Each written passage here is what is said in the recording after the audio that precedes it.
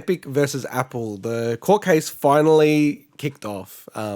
So there was a massive showdown between Epic and Apple, and just like we'll kind of run through the court case in this segment. If you're watching it as via video, there's going to be two segments, but essentially we'll run through the court case and then just the amount of crazy stuff that came out of it that isn't necessarily to do with the court case itself, but it's just either through mistakes in terms of, what was disclosed or just, insights that we've got around gaming. So in terms of the court case, just to remind everyone, it really centers around the Sherman Act. So it's around anti-competitive behavior. And this was all established around the monopolies on oil and then the railways, and just really trying to pull together a framework of, you can't have a company that is monopolistic and then exercises its power so then the consumer is harmed. Because there is a logic to, if you own everything, then you can charge whatever price you want, and that's very unfair. And you'll see that comes up through the trial around, does Apple even care about its pricing? Has it looked at its pricing? What happens if it changes its pricing? Trying to drive this wedge around its monopolistic behavior or potential monopolistic behavior. In terms of the opening statements, so just with Epic, and it's really cool. You can actually jump on and grab the PowerPoints for the opening statements for Epic and Apple. So I actually read through them all. In terms of Epic, really their whole narrative is trying to build this narrative around, Apple building a walled garden. And basically from the start, they used a lot of quotes from Steve Jobs and emails, like internal emails around, they're trying to create a situation from the start of the iPhone where people get in and they cannot get out. And if you're in and you can't get out, then you're exercising your monopoly within that scenario where you can just do whatever you want. That's where Epic is trying to build that case around it being anti-competitive and being monopolistic. And the other one that they're trying to drive a wedge is they don't do this for the Mac. So what's the difference? And is the Mac not secure? Because all the arguments that Apple's placing around security and all these other things, in their own advertising and marketing, Apple are saying the Mac is as secure as the iPhone. So then the question becomes, well, why don't you run it like the Mac? Why are you doing it other than being a monopoly or, being anti-competitive? In terms of Apple, they're really coming out and saying, well, we entered the market standard is 30% from a take rate. They didn't invent that, which is true. It is very common that 30% is the number across many of these companies. You talk about Steam, Nintendo, PlayStation, etc. And then basically their walled garden has kept the store very secure and compared to other manufacturers, very kind of virus free. So they're the sort of opening statements for the both companies.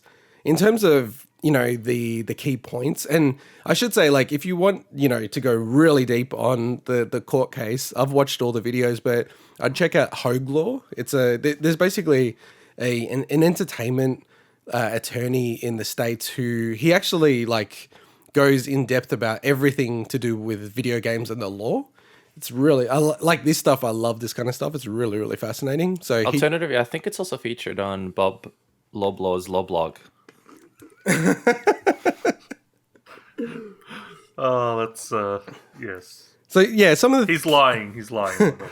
some of the key things that have come up through the trials, just the judge, and it's always interesting when the judge is asking these questions because it starts to go to their reasoning. Asked about how is Apple doing anything different than the console manufacturers, which is true. They're doing the same thing. And, even Epic says that that's the case. The challenge there is, from a legal perspective, the law doesn't care about your business model. So for the consoles, it makes sense. It's a, razor and blades model. They sell either at a loss or very deep discount the consoles to then make the money on the software. But the law doesn't care about that. So the law will interpret the iPhone, which is at a premium, and the console is the same thing. Also, the judge seemed quite upset or angry or annoyed at Apple because this whole lawsuit, they could have kept Fortnite up on the store and then held all the money in escrow, and Epic could have sued Apple. So you literally could still have Fortnite on the store, you still have this court case, and then determine, based on the determination of the court case, the money goes to whatever parties, however the judge decides. So, I think that has now fully eliminated any consumer harm that Apple has quote unquote done, because the judge is basically like, you could have kept it up. Like you didn't need to remove it, and you've just done that as a bit of a ploy. So that's quite fascinating, really, because basically it means Epic's been hurt by this and hasn't really gained anything from it, because the judge is not going to use that as part of her reasoning, it seems, based on what she's saying. Sweeney, like, I don't know if you guys follow Tim Sweeney much, who's the CEO of Epic. He's been there from the start. He literally coded Unreal, like the game Unreal, before it became the Unreal Engine almost. That's unreal. He's obsessed about the metaverse. So, and Mike would like this kind of stuff. So, he really does imagine there's a future where there's, a mix between reality and virtual reality, like AR, but like it's a bit deeper than that. And he looks at that as the next sort of, next huge thing, the next mobile phone type of thing. And he looks at it also that there's, only going to be 2 or 3 winners in that space. And it does seem very much like he is trying to figure out a way to position Epic as one of the winners in this space. And it then really actually makes you understand things like the Epic Game Store. Why are they doing it? Well, they want to become a platform for that next sort of metaverse, in his words. And then therefore more than happy to lose or like invest a lot of money in it to try to be one of the big platforms, like be the Steam for the metaverse, which is pretty massive. I think the judge, based on some of the questioning, does seem very concerned that if she does make a determination on any part of this space, like in-app purchases, let's just say that you're allowed to have another payment gateway for, microtransactions or something like that, there doesn't seem to be a way that it could be determined where that wouldn't mean PlayStation, Nintendo, and Xbox also need to open up. And then any of those kind of platforms in the world, the US, which would have massive consequences.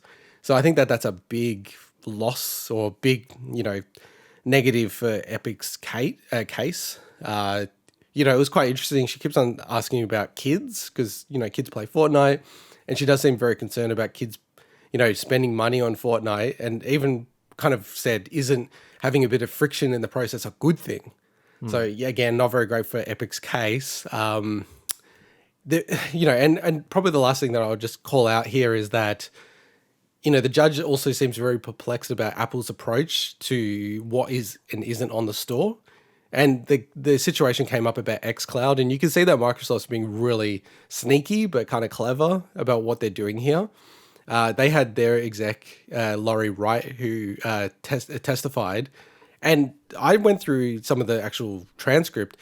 I feel like a lot of it was like actually incorrect, and Apple's already lodged something to the judge to say that, her evidence is basically wrong, and her testimony is wrong, and it's pretty severe, like, to do that. So basically, she's saying that Apple, so like the App Store versus, the Xbox Store, they don't compete against each other in the gaming space. Now, I don't know how that's at all possible, because you can spend money on Fortnite, on the App Store, or on Xbox, and there's many games that are like that. And there's just like a lot of things she said where the Xbox has never made a profit on any console. Is that actually correct? Like, I'm sure if you look at the later generation consoles that were released, they probably did make a profit on those. I don't know, she just seemed very flippant. She didn't actually submit her evidence prior, and she literally went back to the court and said, I didn't know I needed to. It just felt very clunky. It was very, very strange.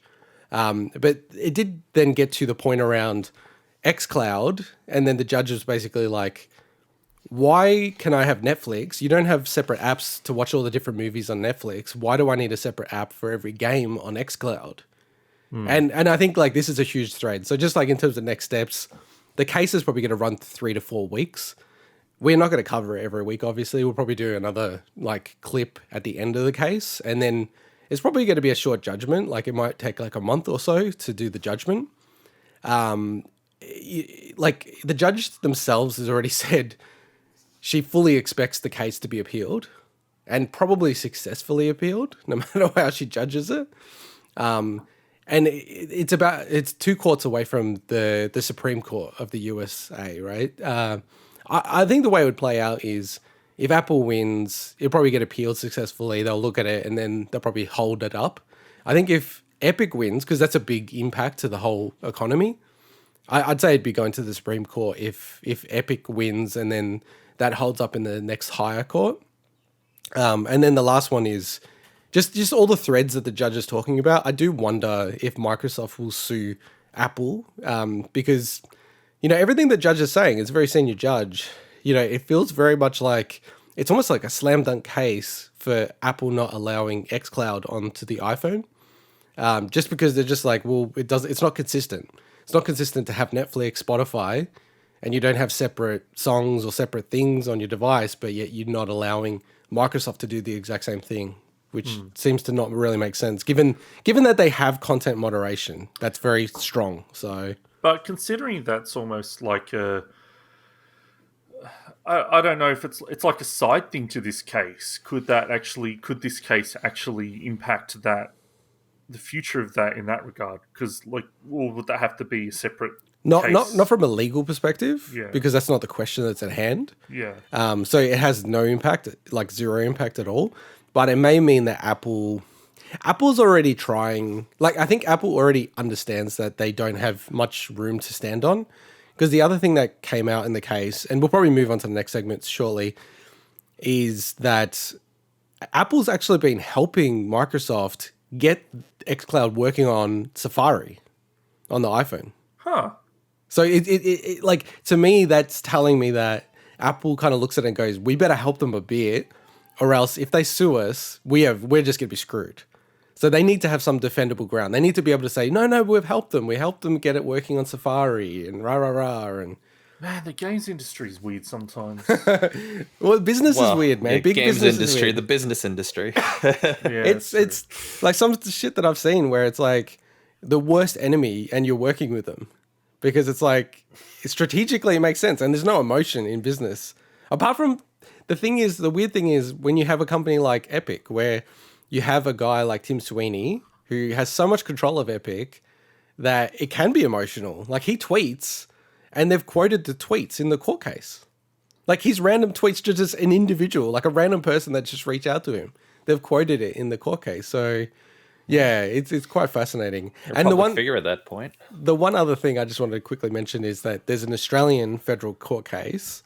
And I found out that it's actually in Sydney where they're hosting it. So I'll definitely go if they kick it off again. They've had a stay on that case pending the outcome of the US trial. So Epic and Apple have both agreed that they, so it's at least 3 months that they won't do that court case. So we'll see where that lands because they might withdraw it depending on the outcome. So was there anything else we wanted to mention just about this case? Look, we'll get to what some of this led into in a second, but just the fact that when they kicked it off and they didn't know how to handle the fact that people would dial in and people could also speak. And so you had gamers dial in, go through Fortnite and just all this other stupid stuff. And it's like, man, what a circus combined with all these leaks that we're about to get into. What a week. Look, I don't think the judge this is a massive case. This is in terms of legal cases, probably the biggest case for the year for the US. So it's a massive case. It's a very important case. Actually, I'm an idiot. Of course, Derek Chauvin is the biggest case of the year. That's already happened. He was found guilty. But yeah, from a business perspective, this is certainly the biggest case. And I don't know, just going through it so far, it's one of those ones where Epic certainly has a chance. I think the most realistic outcome, I think the best outcome for Epic is that the judge decides that 30% is too much for in-app purchases. Because they're starting to touch on the evidence around in-app purchases because just from a technical perspective, to do in-app purchases, you actually need to use Apple's proprietary APIs. But as Epic's already shown, they put a alternative payment process in and worked just exactly the same. So, they're just saying you don't need that. They're only doing that to then say that you need it, which they've already proven that you don't. I could imagine the judge might go 30% is too much. I don't know. The judge could literally say it should be 20%. And this is what I'm wondering. The judge might say that, but ultimately what happens to the consumer will will the price of games on the store go up a bit to make up for the difference? Do you think it'll stay the same? Like ultimately, what's the benefit to the consumer? Like, okay, Apple lose 10%. You could argue that Epic in this case would gain 10%, but are the Well, consumers still going to pay the same amount, or do they have to pay extra to cover Apple's loss? yeah. Well, I mean, but like That's what I'm curious about in the if end. you go back, like, Epic actually put a discount on all their Mm-hmm. V-Bucks. I mean, but it's all funny money, right? Like microtransactions are all funny money because you take of real course. money into fake currency and then the prices within the fake currency can also change. Hmm. It's like, eBay sales. But look, I think like economically, if you look at the history of people, cost goes down to zero. Cost always trends down to zero. There's market pressure on making cost nothing. So if you think about distributing your words across the world would have cost like millions of dollars 100 years ago. Now it's almost nothing. Like we record this and post it for free and we don't pay for any of the hosting. Like it's crazy these days, right? So cost always trends to zero. I think given that Apple is one of the richest companies in the world, yes, the iPhone is probably the most successful product of all time. They are leveraging and exercising, somewhat of a monopoly to get, excessive profits. They themselves, like the other thing in the court case was they actually said that they don't expect it to stay at a 30-70 split. Like within a few years of the App Store, they're The like, industry, I mean, the whole industry will change. yeah, and especially in their world, they're just like, look, we need to prepare for the change. Well, we're already seeing it. So not only did we talk about last week that the Windows Store, Microsoft have cut that down, the take they are Yeah. putting as part of these documents that came out. I believe it's pretty much almost confirmed that they're planning to do that for the Xbox console as well. No, they're not. You sure? Yeah. 'Cause So that's they what I read. spoke about that. And they said at this stage they're not looking at anything. Like that's what they testified, that they said they're not looking at changing that. Because weren't there documents that came out that said otherwise? So maybe internally they've spoken about it, but like as far as the testimony for the case, they said they're not looking at changing that. All right. And I don't think they would so because find it. like the only way that they would do that is because they're making more money on Game Pass, so then it becomes a competitive advantage to actually discount and try to bring more people into Xbox. So what it was, it was that they explored dropping it. Yeah. So Yeah. so it wasn't planned, but it was the fact that they did explore it. So that's what it was. Yeah, and you know what? To be honest though, like it's always tough in a court case because like a lot of companies I've worked at, we look at crazy stuff. It's like, hey, what if we bought this company, or what if we did this? Like it might be like 1% that we're actually being serious, but then it makes it sound more serious than it is. Yeah, look, like I love this kind of stuff. This is like, forget about Resident Evil 8. Like this is my Resident Evil 8. Like these court cases are so cool. The last thing I'll say about this is that if in a situation where Epic is the victor here, I can just see, because then that policy of alternative payment methods surely has to be available to anyone, right? In that case, I could just see that getting so messy from a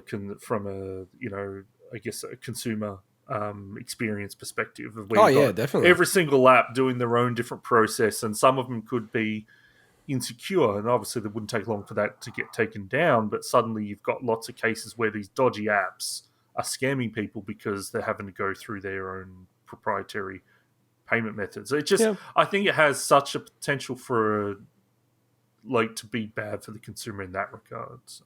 Yeah, I mean, but look at it this way. That's how the internet works. If I go onto an e-commerce site and buy something, it's all whatever payment platform that they want to use and how they want to use it. So yeah, but I think the difference to me is that a lot of that stuff I think is like, I'm thinking of like kids and stuff, and more so on tablets and phones and apps, as opposed to jumping on stores online. I know that would happen, but I just think it has much more potential from that side. So. Totally agree. And like, look, and I don't want to be too judgy, but I can't imagine saying to my boys, "Oh yeah, you just buy whatever you want on the stores. Like, here's my credit card." Like that seems, people do it. It's kind of, I don't know. It's nuts to me. I don't get it. I don't want to judge people, but yeah, like, I totally agree with your point though, and that's what the judge was saying. Like, isn't a bit of friction make sense. Like, do you really want to make it that easy for people to do this kind of stuff? Look, I think it's very unlikely that Epic will win, because Epic are going, we want to have an alternative store on the iPhone. Like, they want to have Epic Game Store on the iPhone, right? I don't see any universe where that would shock me. That would absolutely shock me if the judge forced that situation. I just think the whole point around in-app purchases and the percentages, I can see the judge saying, like, look, you need to either offer an alternative for people or reduce your take rate to something else, like 12% or 20% or something like that. I could see that happening, like, just based on what they're saying now, which would be crazy. So yeah, that would be interesting. Keeping an eye on it. But like I said, unless something really major happens, I think we'll probably cover it at the end of the trial and just do like a wrap up. But let's get on to the next segment, which is about the leaks.